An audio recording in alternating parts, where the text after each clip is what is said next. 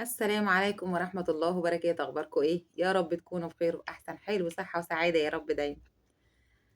بُصّوا بقى كده النهارده يا جماعة هنتكلم معاكم على دراسة جدوى كده 10 كتاكيت، إزاي بقى هنملى بيتنا خير وتلاجتنا خير كل شهر من غير مصاريف كتيرة ومن غير شقا ومن غير تعب.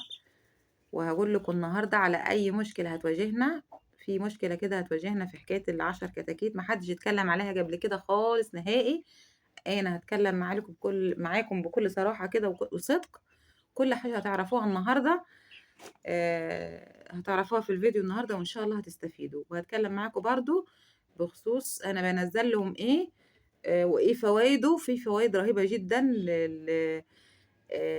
للحاجة اللي هانزّلها ديّة وهاستعملها طول الدورة معايا، ومش هتكلّفني كتير وهتوفّر معايا إن شاء الله.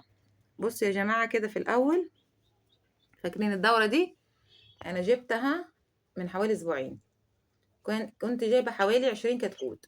كانت صاحبتي كانت عايزة أحضّر لها 10 وأنا إيه خدت 10 التانيين. خلّيتهم عندي كده. فاكرين الدورة دي برضه؟ أنا نزّلتها من حوالي 3 أيام.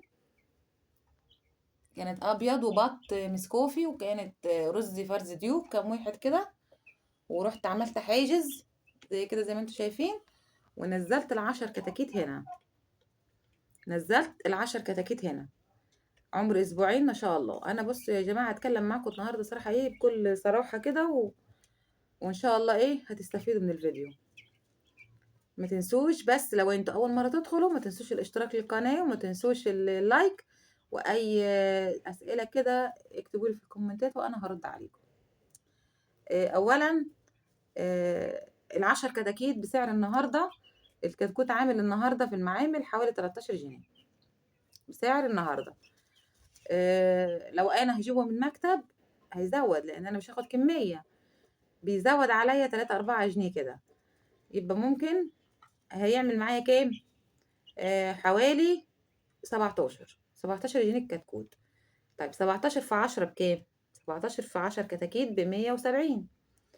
تمام، يبقى إحنا كده عرفنا تمن الكتاكيت 170 جنيه. طيب لمّا الكتكوت عشان يوصل لفرخة بياكل 3 كيلو ونُص علف. طيب 3 كيلو ونُص علف في 10 يبقى 35 جنيه. 35 كيلو. 35 كيلو، هياكل 35 كيلو علف. تمام.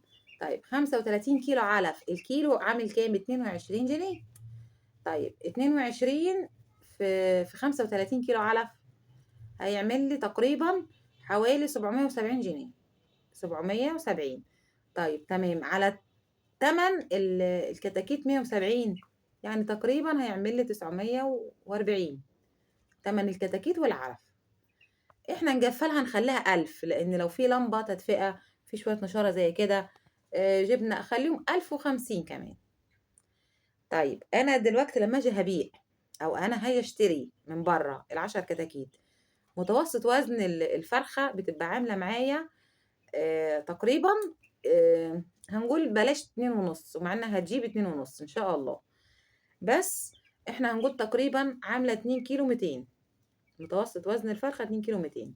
طيب 2 كيلو 200 في 10 كتاكيت، في 10 يبقى الفرخة كده يبقى يعمل 22 كيلو لحم أبيض. 22 كيلو لحم الفراخ. تمام.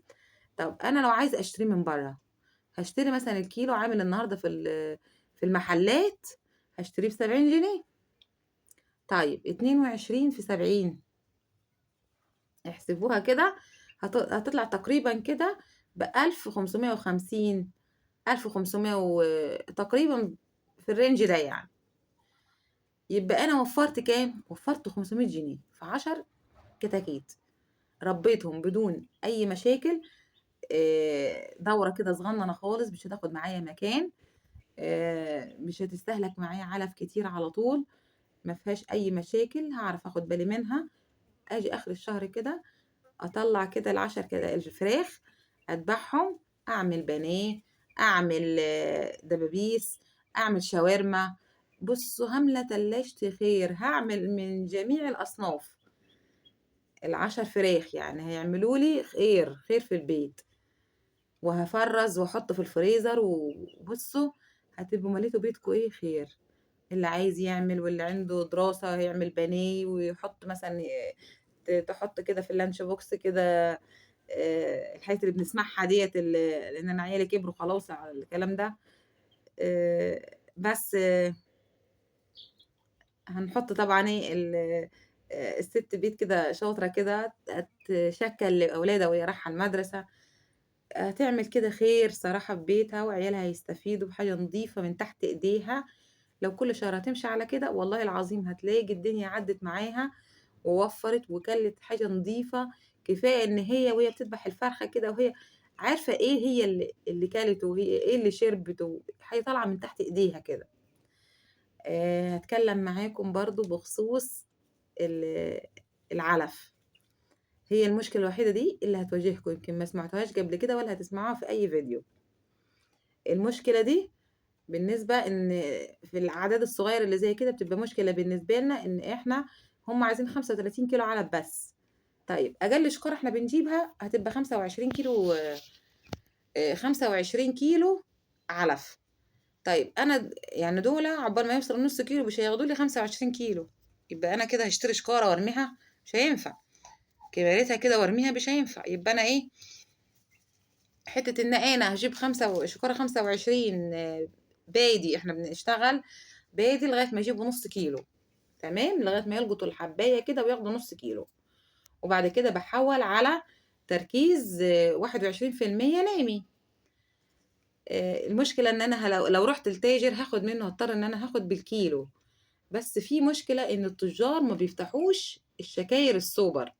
مش هيدوكوا انتوا تروحوا عند حد يكون بيبيع شكاير سوبر وفاتح شكاير سوبر وتاخدوا منه بالكيلو.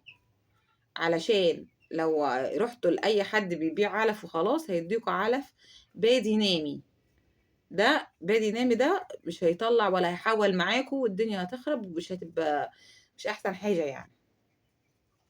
يبقى احنا دي الحتة دي ناخد بالنا منها، نروح لتاجر يكون نبص كده على الشكاير بتاعته مكتوب عليها صور، ونقول له عايزين من دي لحد ما يكمل نص كيلو. نمشي على ايه؟